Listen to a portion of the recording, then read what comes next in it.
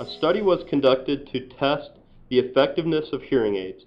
People with different types of hearing loss were included in the study.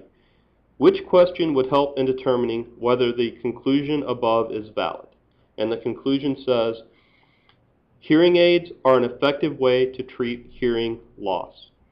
Choice A.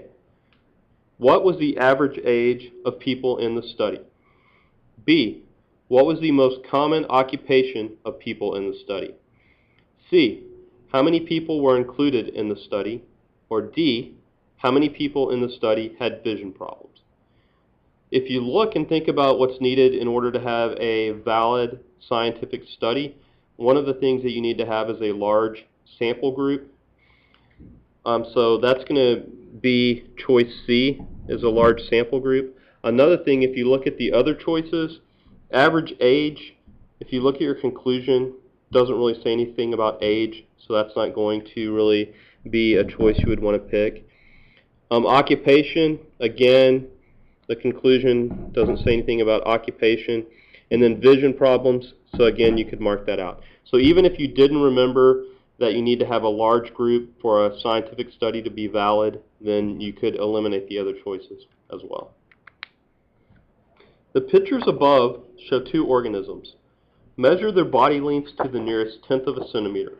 Record your answer in the spaces provided. For this one, you'll need to use your formula chart and look at the ruler on the edge, and that's where you're going to use to measure. So for the grasshopper, the body length, you're supposed to measure to the nearest tenth of a centimeter. So you're going to look at your centimeters, and you've got 1, 2, 3, 4.1, 2, 3, 4, 5, 6, 7. So it looks like it's going to be 4.7 centimeters for the grasshopper. For the cricket, you're going to do the same thing. And again, nearest tenth of a centimeter. So you'll measure 1, 2.1, 2, 3, 4, 5, 6, 7, 8. So we've got 2.8 centimeters for the cricket.